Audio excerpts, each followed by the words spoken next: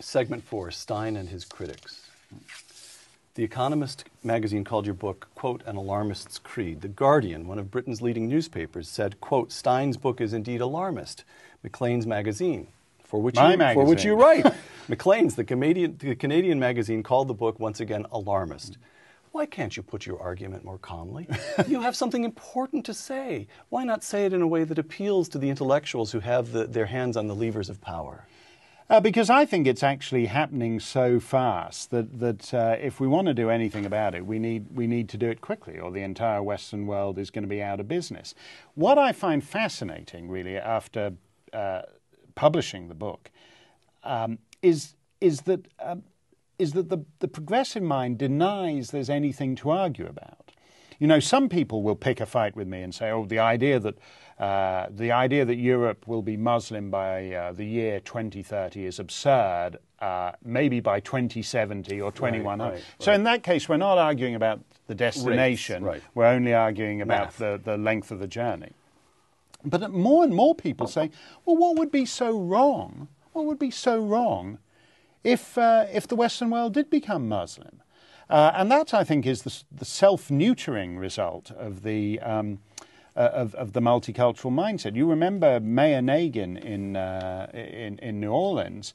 When it turned out that a lot of the people who'd moved away didn't want to come back, he got all worried about that because he said New Orleans has always been, quote, a chocolate city, unquote. Mm-hmm. In other words, he thought that who lived there made a difference to what the city was. Why can't you make that point about Italians in Milan? Why can't you make that point about Swedes in Malmö? Why can't you make that point about Dutch people in Rotterdam?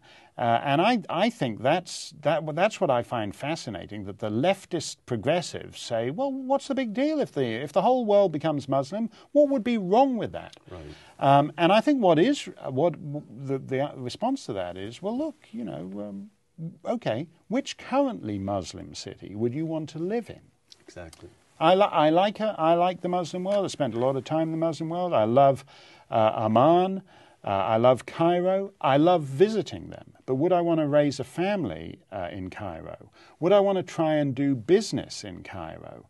Would I want to try and exercise my right to free speech even in Jordan, which is a supposedly moderate Muslim state? No. I'm very happy to visit them, but I'm very happy to come home to free, pluralist Western societies. All right, let's move on to a critic of yours who plays fair, to the extent that he certainly doesn't want all of Europe to become radical Muslim and understands that something is at stake. Christopher Hitchens, quote, Steyn makes the same mistake as did the late Italian journalist Oriani Fallaci, considering European Muslim populations as one. Little binds a Somali to a Turk or an Iranian or an Algerian, and considerable friction exists among immigrant Muslim groups. Argument 1. Argument 2. Moreover, many Muslims actually have come to Europe for the advertised purposes, seeking asylum and to build a better life. Close quote. Calm down. Those 40% in Antwerp don't get along that well with each other in the first place, and some of them are there because it's Antwerp. They get to be less Muslim and more secular. Well, I think the way to look at that is, with respect to Christopher Hitchens, is I think that was true a couple of generations back. I think, for example, if you take a Pakistani immigrant to Scotland, that just happens to be an example, a real-life example I happen to know, 1950. Right. That Pakistani immigrant to Scotland would have had a broadly similar education to the guy in Scotland. So in other words, he's coming to a land that he has been raised, in a sense, to live in. He's coming to the imperial metropolis from the fringe. So he already comes semi-assimilated. Now you take a Pakistani immigrant who comes in the year 2010. He'll have been educated in a madrasa. He'll know Islam, but not much else. He's far more foreign in that sense to Scotland than he would have been 50 or 60 years ago. But also I think there is a difference. And this is where the numbers come into play, that was simply not possible to live in a Muslim world in inner city Scotland in 1950, whereas it is now.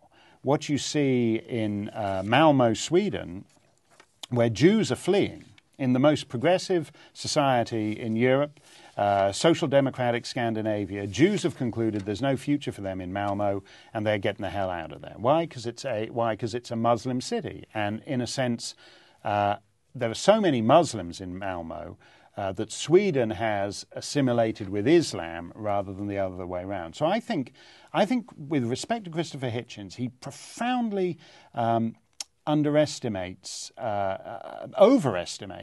Westernization. And Christopher should know this. There's a fascinating series of pictures that was published on the internet a couple of months ago, showing the female graduating class from Cairo University in 1958, 1979, and I think 2004.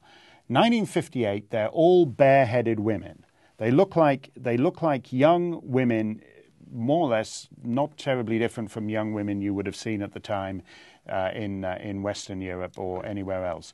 By 1979, half of them are covered.